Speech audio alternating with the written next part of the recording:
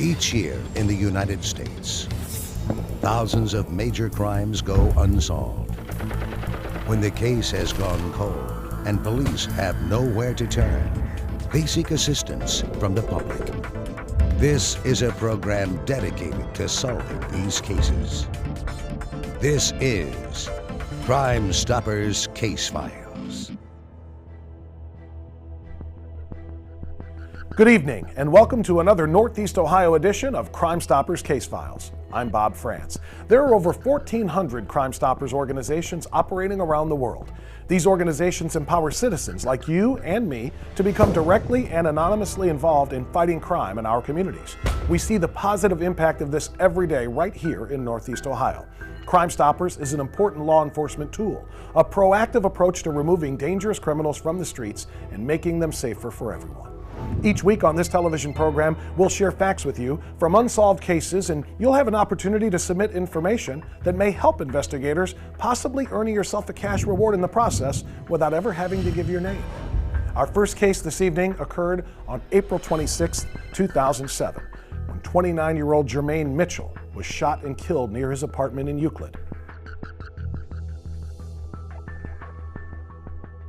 Jermayne was my third child, and he was a very quiet, always had a quiet demeanor, caring, soft-spoken. Loving person, and just real fun to be around, a genuine person. We were always together, we were real close. I love him very much. When you saw one, you saw two. Even as they grew up and became older, they pretty much had the same friends and traveled in the same circles. I had the pleasure of meeting Jermayne for the first time, I would say, in 1995. We were all teenagers. We just hung out every day, did normal stuff. We loved to watch the basketball games together. He was a sportsman, loved sports of all types, and he loved cooking. He was a very good cook. Learned from his mom in the kitchen. The only time I had the pleasure of tasting his food was on like holidays when he was at the barbecue. His wings were good, I had to admit. He loved his family. He loved the Lord. When Jermayne was murdered, he was 27 years old. His son was 6 months. And Jermayne was trying to emulate his dad. He was in the delivery room. He cut the cord. He wanted to do the same thing that his dad did.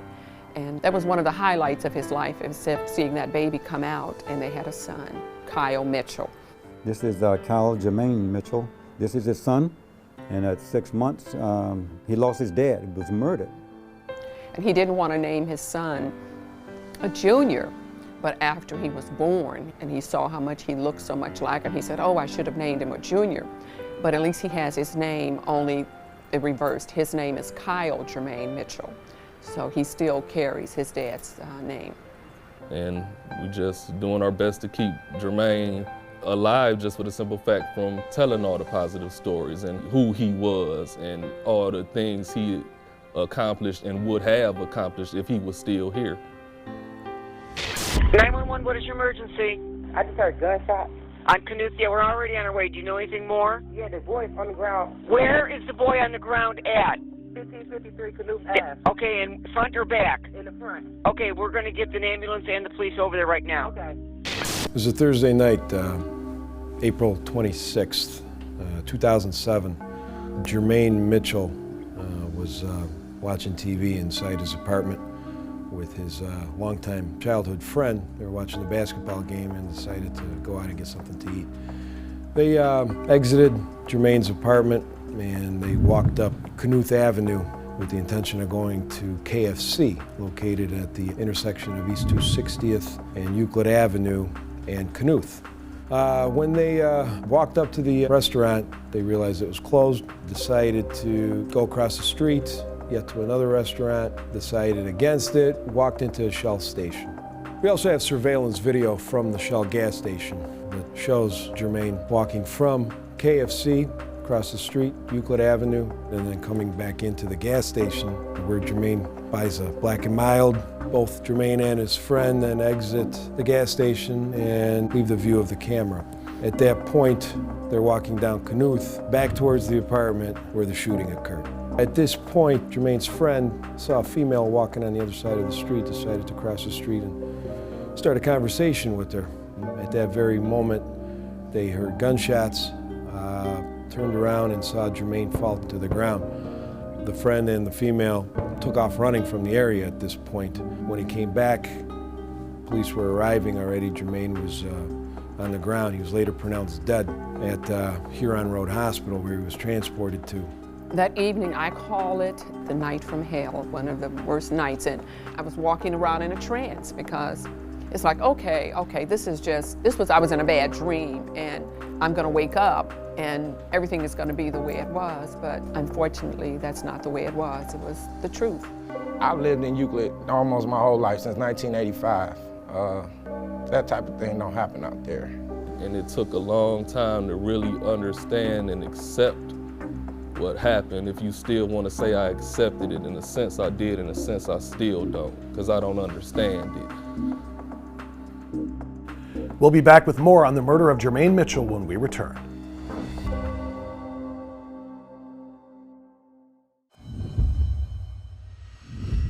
In 1975, the first Crime Stoppers organization was formed by a detective who believed media attention helped solve cases. Since then, thousands of Crime Stoppers organizations have been formed around the globe with the same mission, encouraging members of the public to stand up against crime. Every 14 minutes, Crime Stoppers help solve a crime somewhere in the world. Get involved. Contact your Crime Stoppers organization and learn how you can help. Leave a tip, crimestoppersone.com. On Thursday, April 26, 2007, shortly before 11 p.m., Jermayne Mitchell and his friend were walking to a restaurant to get something to eat. On the way back, Jermayne was murdered, shot at 3 times, one shot fatally killing him, shot in the back at close range. It appears that the first shot that was fired is more than likely the shot that killed Jermayne. He was shot from about 4 feet away in the back, and the bullet severed his spine, immediately dropping him to the ground. The second shot that was fired actually missed his back and went through his clothing. That bullet was not recovered. The third shot, evidence suggests, was meant for the victim's head. The shooter actually missed, and bullet fragments were recovered in the ground. So 1 out of 3 shots fired, but that was the fatal shot. Witnesses involved report seeing the shooter as being a black male in his late 20s, approximately 6 feet tall, medium build, wearing all black clothing. Jermayne was all around a good citizen, no criminal record, not even a traffic ticket. That's where the mystery lies. Why? Why would somebody do this to him? My world has never been the same since that, and I'll never be the person I was, prior to his death. And I believe it's the worst thing could ever happen to any parent. Not the same, don't know if I'll ever be the same. Nothing you want to deal with. I have no worries. I know that he's fine. I know that he's with the Lord. I know that I will see my brother again. Sometimes I want to pick up the phone and call him, and I forget he ain't there. And we're hoping that through the years that whoever the person or persons were that have committed this act, that they've been talking and they feel relieved now that they've, I've gotten away with it. And maybe they're relaxed more in speaking and talking about it. And if you've overheard someone saying anything, just come forward so we can start living a little more. If anybody has any information about this terrible crime, please give Crime Stoppers a call. Give me a call personally. My name is Detective Anthony Medved. The Detective Bureau's phone number is 216-289-8505. We want to get this guy off the streets. We want to make sure he doesn't do anything like this ever again. It is such a tragedy when a young life is cut short. For nearly 5 years, Euclid police and Jermayne's family have been seeking answers to this murder. Someone out there knows something. Maybe it's you. Maybe you've been too afraid to come forward. But if you can help authorities solve this case, please call Crime Stoppers at 216-252-7463, and you will remain anonymous. And you may be eligible for a cash reward of up to $2,000. And coming up, a troubling murder and arson in Fairview Park when we return to Crime Stoppers Case Files.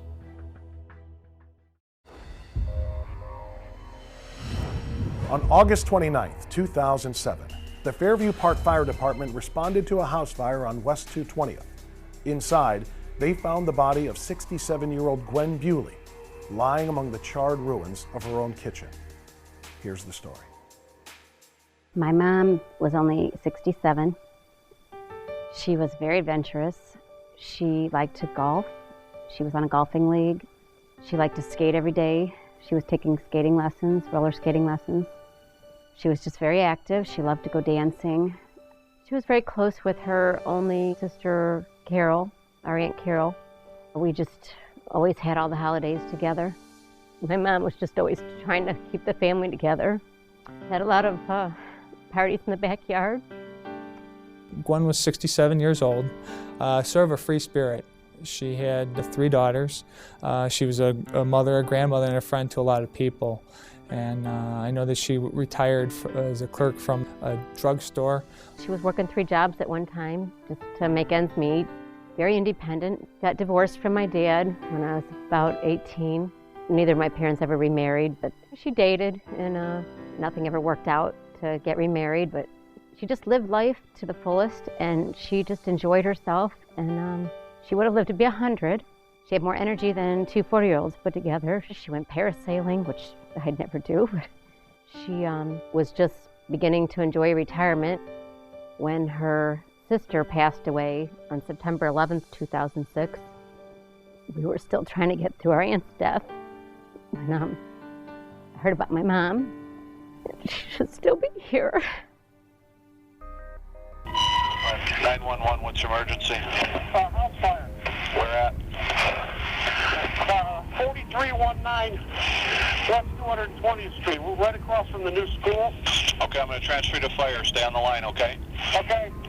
On Wednesday, August 29, 2007, at 4:45 p.m., some construction workers working across the street from 4319 West 220th Street noticed smoke coming in from the roof area of the house. They called 911.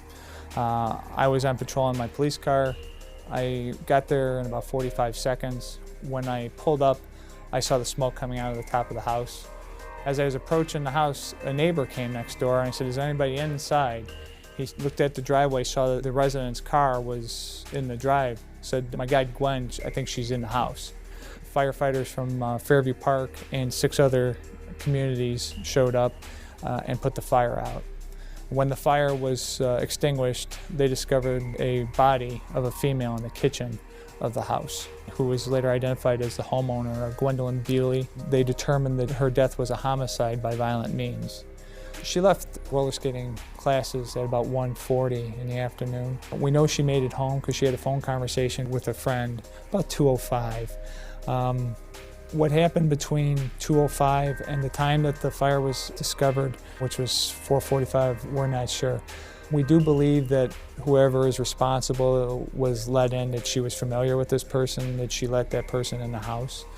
We found no evidence of a forced entry where the doors were broken in. So it's a good possibility that she was familiar with the person who killed her. The fire marshal's investigation showed that the fire was arson, and we believe it was set to conceal the crime or evidence of the crime. We'll be right back with more on the murder of Gwen Bewley when we return to Crime Stoppers Case Files.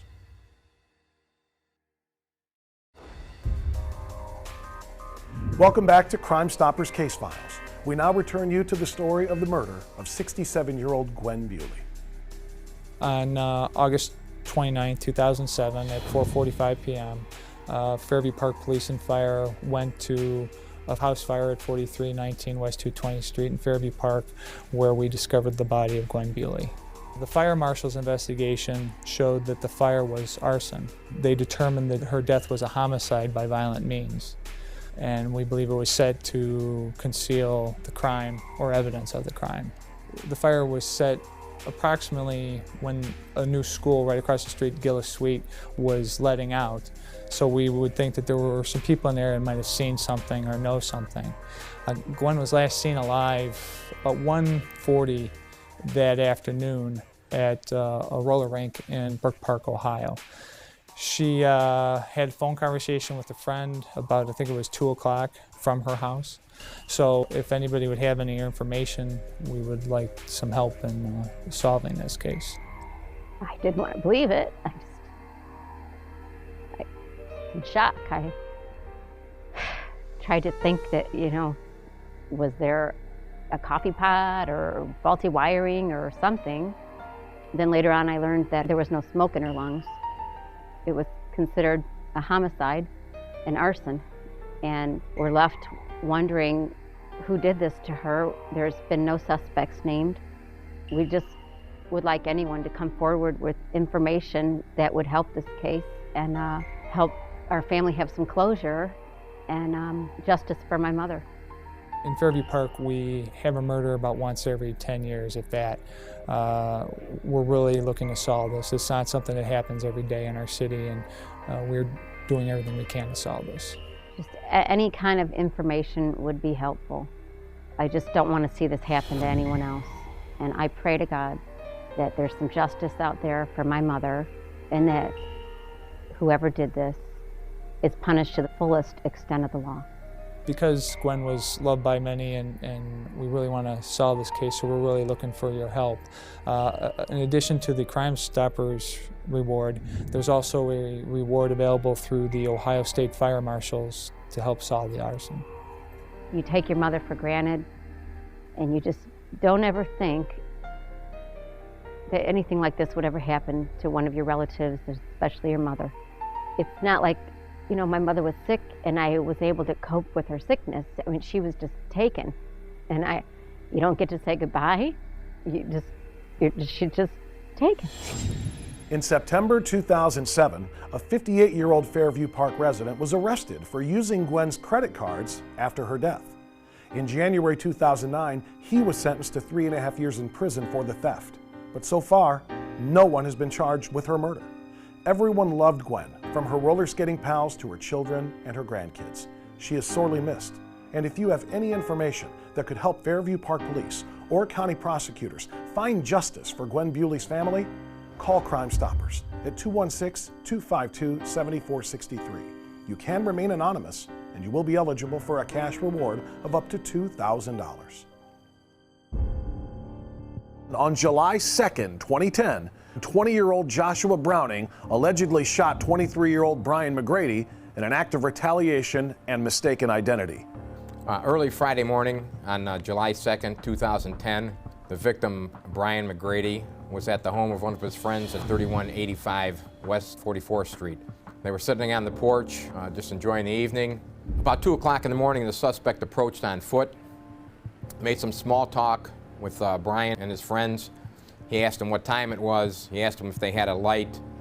Then he called the victim by the name of Herb. He introduced himself as Josh. He said, I'm Josh, and this is for TJ. At that point, he pulled out a 9mm pistol and fired several shots at the victim. We believe that the victim was shot 4 times. However, those 4 shots inflicted 9 different wounds on the victim's body. The victim held up his hand to defend himself, and some of the bullets went through his arms and his hands and into his body. The suspect then left on foot. The victim died a short time later at Metro Hospital. It became clear right off the bat that Browning had shot the wrong person. He had intended to shoot a person who had previously that month shot his cousin on the same street. He mistook the victim, Brian Mcgrady, for that person. So Brian's truly a totally innocent person in this crime. We consider Josh Browning armed and dangerous. He's a white male. He's approximately 6 feet tall, somewhere between 200 and 220 pounds. He does have several distinguishing features. First, he has freckles on his face, and then he either has or had a cast on his left hand. We do not know at this time if he still has the cast. Another distinguishing feature he has is a tattoo of praying hands on his right rear shoulder. You can call our 1-866-4 wanted number. There is a cash reward available, and you can remain anonymous. Thank you for joining us for Crime Stoppers Case Files, where you are empowered to help clean up our streets. Remember, our towns, our neighborhoods, they're a direct reflection of what we allow them to be. So let's all do our part to make them safe. And we'll see you next week for another edition of Crime Stoppers Case Files.